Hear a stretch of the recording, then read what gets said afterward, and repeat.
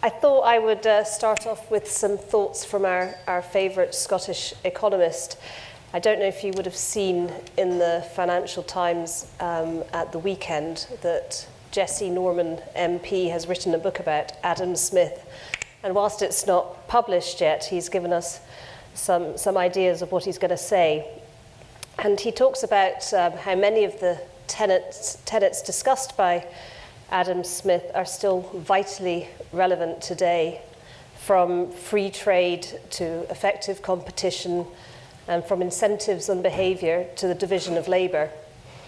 And it was Adam Smith's thoughts on the division of labour and that where it can be done, it increases productivity, that struck me as particularly relevant to the investee companies in the VCT. This is because as big organisations and blue chip companies aim to improve their performance and their efficiency and to develop new products and ideas, they outsource their work in increasing amounts to small specialist companies. As someone who's new to the team at Amati and therefore to some of these holdings, I have been really struck by the number of companies that count the Fortune 500 among their clients. And I don't really see any signs of this abating, even if the economy does soften. In fact, the company's holdings may even benefit from further outsourcing demand. This afternoon, I'm going to take you through a few examples of this and talk a little bit about performance and valuations before handing over to one of the investee companies. The first company I'm going to talk to you about is, I have to warn you, a little bit esoteric. It took quite a few goes with the team for them to get it, so you'll have to bear with me. iNexus makes software that helps large enterprises achieve their goals. For example, Nestlé have short-term improvements they want to make, as well as longer-term strategic ambitions. Each target needs to be cascaded down from the CEO and board level through divisional heads, product heads, factory managers, and product developers. One target, as you can imagine, very quickly produces a plethora of different actions and tasks. This is usually managed by ever more unwieldy and inaccurate spreadsheets. And then all the progress, or lack of it, needs to be filtered all the way back up the chain and presented and interpreted. iNexus software helps companies do this better by absorbing all the data and the targets and the actions and making it easier to input and analyze in their system, and it does away with all those spreadsheets. This means that managers can concentrate on the targets in hand, making the targets themselves more likely to be achieved. The software has taken dozens of man-years to achieve and develop, and it has been adopted by companies as diverse as Société Générale and Nestlé. As part of our extensive due diligence we did on the stock, I spoke to consultants who subscribed to the software to help their clients, and also to some of the clients themselves, including Technos and Pfizer. I've quoted here from Schumacher's book, Small is Beautiful, that any intelligent fool can invent further complications, but it takes a genius to retain or capture simplicity. The users of iNexus told me that they can keep things simple if they use iNexus, and to help them implement their strategy from the get-go. Other users come to iNexus when things have got a little bit more out of control, and they're at what they call the unwieldy spreadsheet stage. And then they come and they're able to actually, using this software, very quickly take it on board and recapture the simplicity that they need. I've met the management team several times over the process, having started seeing them towards the end of February, and we finally invested them at IPO last week, and the shares have already done quite well. But the management team are a delight, and they are also ambitious. And I hope that maybe in years to come, they'll be one of our success stories that we can bring in to talk to you. I won't spend quite so long on our next one. It's a stock called Fusion Antibodies. And we invested in this in December 2017. It has done well. It has been quite wobbly recently. It is a Northern Irish clinical services business that focuses on the humanization of other animal antibodies for medical purposes. Any questions in detail, please, I'll refer you to Paul after this. They are a recognized global authority for this, with significant intellectual property, allowing them to establish long-term contracts and revenue streams. 7 of the world's top 10 pharmaceutical companies are customers of theirs. So those are 2 recent holdings. In terms of the market introductions that we're seeing, we are tracking a little bit ahead of last year in terms of the flow. Our process and due diligence remains as important a filter as ever. But I think we are encouraged by the flow, having thought that perhaps the new rules of knowledge intensity and just the general new rigor that had to be applied might reduce the number of flows coming to market. But we are actually seeing more deals, and pleasingly, we're also seeing more deals by companies that come for the full £10 million VCT capacity. And I mean, this means, as we've discussed, there is always going to be risk, but that our due diligence, we hope, is as strong as ever.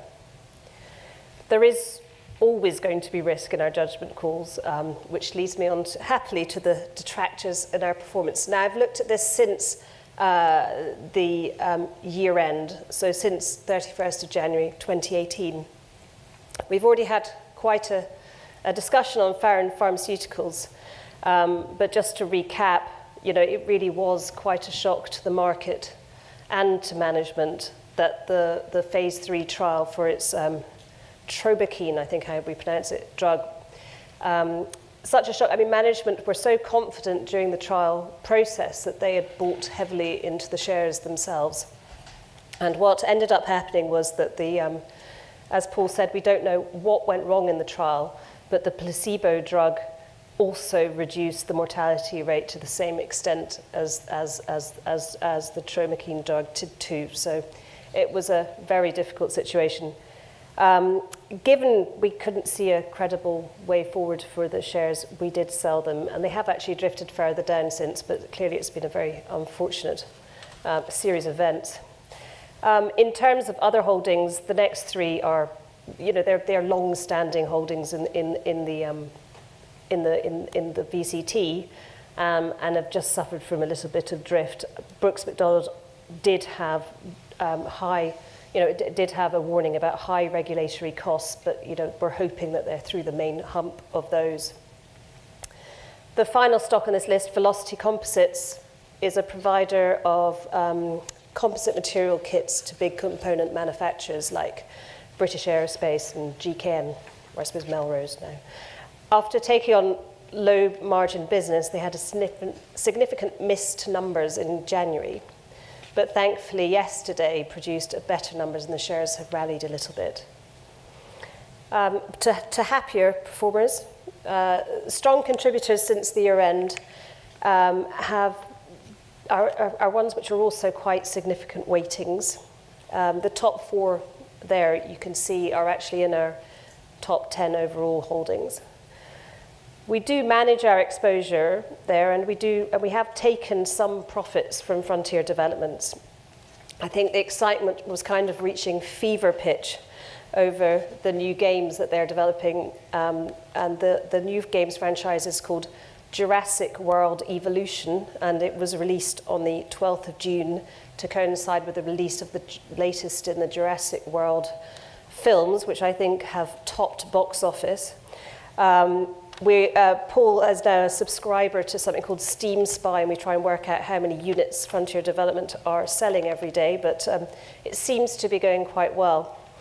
But we just felt that, given the general over-enthusiasm, particularly, I think, caused by Citigroup, who initiated on Frontier Developments with maybe a few weeks to run before the game was launched, we wanted to take advantage of that enthusiasm. But we are still very much long-term believers in the stock, and we're interested to see how they manage to develop and bring out new games. LTG has continued to very successfully buy and build, further expanded into the US.